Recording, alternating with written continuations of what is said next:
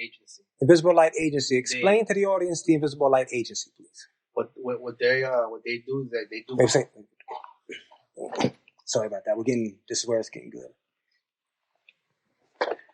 Okay, explain to us about the Invisible Light Agency. What is the Invisible Light Agency? This is very interesting. I think this is what people really need to hear, because this is what really intrigued me about the whole Cecil Hotel event. So, Elisa Lam. So the Invisible Light Agency, apparently it's a company that works, with the name says, but there's not too much information about it out there. But they just have the address right there. Okay. So prior to Elisa Lam coming over here, she was actually, I want to say that she was probably like an independent, researcher. Independent researcher. Kind of like what I do, I like to research stuff around. We have a lot of information now out there. So there's a company that's working on cloaking devices. I'm sure you guys seen the Harry Potter movie, that cape. That's a real thing now. It exists. You could buy it. On one side, you can see the fabric. The other side, you put it on, you're invisible. Okay. So now imagine when you're a little kid, your big brother playing with your peekaboo. Mm-hmm. So now imagine somebody doing this, coming in out of what you call of a visual effect. And can you buy this on Amazon or what? It's out there, man. It's out there. I think you gotta know somebody to get to know somebody. They know somebody to get it. Invisible cloaks. Invisible cloaks, man. So do you think somebody was an invisible cloak playing peekaboo with Elisa Lam? There's a possibility, though. I'm not sure. What year was this? What year did this take place? What year was it? The Elisa Lam. What year was it? Like what? 2009? 2009, I think. I think 2009. I'm not sure. We have Christine. She could look it up. I could look it up right now.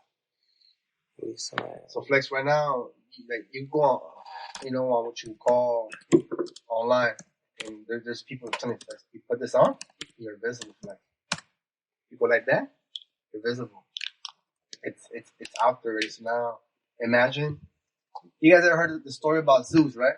Mm-hmm. About how he entered a fortified, what you would call, February 19th, 2013. It was 2013. 2013. So that's just 8 years ago. So now imagine somebody was what you would call stumbled upon a story about, cloaking devices, mm-hmm. of invisibility, and committing what you would call all kinds of crimes, rapes, murders, with this technology. It's just a technology. Like Zeus, right? So Zeus entered what you would call a fortified, what you would call temple, mm-hmm. and got a girl pregnant. And then she said that she was impregnated by an invisible spirit. Mm-hmm. Now imagine if this is what it was. Somebody with the technology to be invisible. Technology to be invisible. And Invisilight? Yeah, well, it's called the Invisible Light Agency. Invisible Light Agency. There's not too much information out there. There's certain people out there that you go Google, you go on Wikipedia, and they disappear because what you call, they're either dead or their work exposes too much of what you call what they don't want. A lot of time, a lot of these operations will be put in areas where nobody would look for them, either in like a deep dark country somewhere, like country research place, or an island, or in the inner city. A lot of times, a lot of programs, government or not government or independent research, are usually right in front of you, right in front of your face. A lot of times, like. A lot of things are just hide in the open. So it's interesting. Okay, Invisalign. So lay your theory out. What's your theory on the whole Elisa Lam thing? Let's all lay our theories out. I'll lay mine out too. I'll say what I thought too. All right. So I think she stumbled upon a story. Okay. And she started digging into it because she's part of the Reddit community, and that's what they talk about, right? Yeah. So she stumbled upon something, and then what you call maybe it's even something somebody just put on her, Okay. So she took the bait, and then this bait brought her down to what you call downtown LA. Okay. So she was part, that would be the story about she wanted to walk the floors. Okay. Through the fire escapes. Of course you have the fire escape 1, fire escape 2. They usually call it A and B. So I don't know, man. She stumbled upon something. That they didn't want her to talk about, and they shut her down. They shut her off. But that's just what you call what I think, Okay. But imagine what you could do with a technology that could make you invisible. what will you do? What are the possibilities? Like you could be in the midst of a war, mm-hmm. and they can't see you. Mm-hmm. You know, what they can't see, they can't hit. Okay. Unless it's like a random shot, just and it hits you. You know. So you think Elisa Lam was outside of the elevator, and is something? Do you think somebody was in an invisible cloak doing that? Do you think it was a person doing that? Or you think that they? It could have been one person. It could have been two people. And then I'll tell you. So with these they're like invisible blankets. Okay. So all you gotta do is hold one up. So whatever was there before, all you would see is just the wall with no people there. Okay. So that would kind of make sense if for some reason they did something to somewhere and they escort her body somewhere and not be seen. Why do you think she pressed all the buttons inside of the elevator? That's the one thing people with what you call usually they want to fuck around with you or fuck with you, or people that have like problems, mental problems. Mm. That's the first thing they do.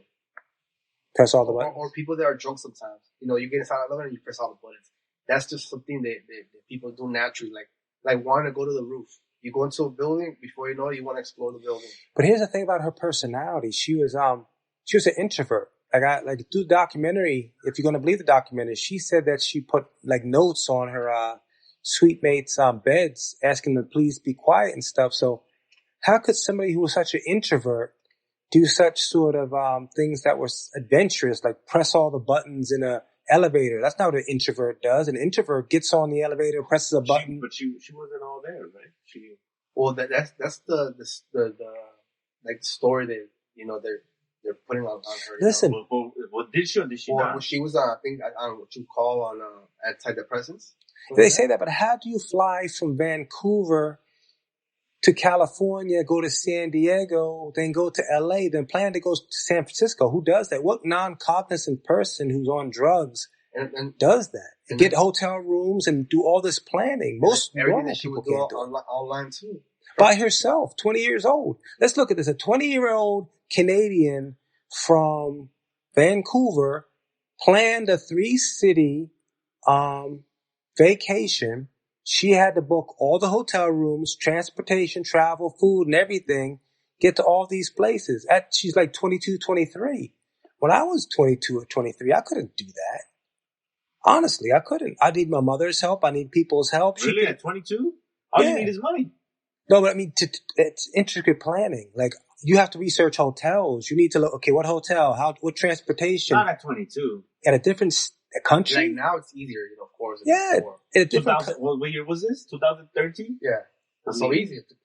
And then she was very good on the computer too. Yeah, no, you could do that now. Yeah, you could do easy. Flex. So right now, if I said, Flex, plan a 3-city trip to Poland, you could do it right now. Yes. Right now. Well, it's going to take an hour or two, but bro, it's easy peasy now. I don't think it's that easy. And I don't think it's for her. I think look, it's kind of it's not easy, but it's not hard, but you're also not an introvert.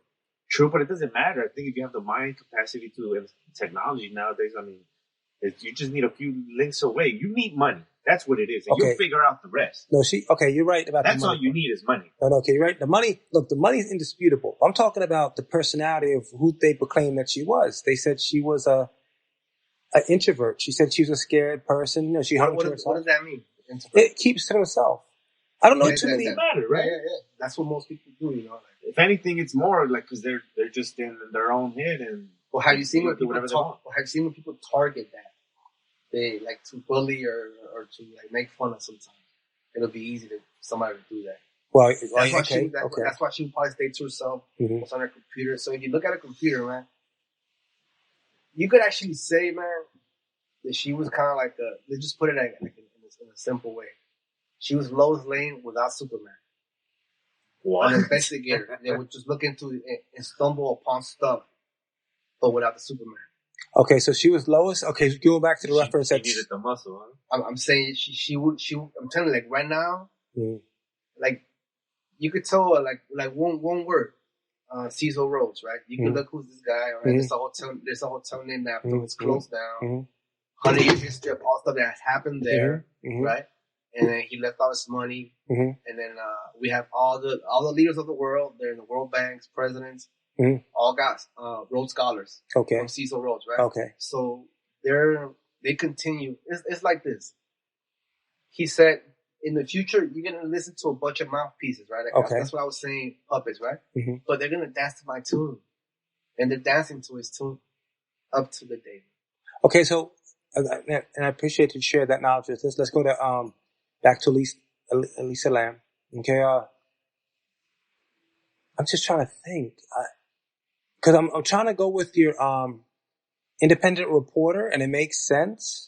And then she just stumbled upon something, and she was shut down. So you think that she stumbled upon something too big? Because it seemed like that's what she might have done. Now, looking from your point of view, like she would have come back, investigate this, and put it on Reddit because she had a big Reddit community.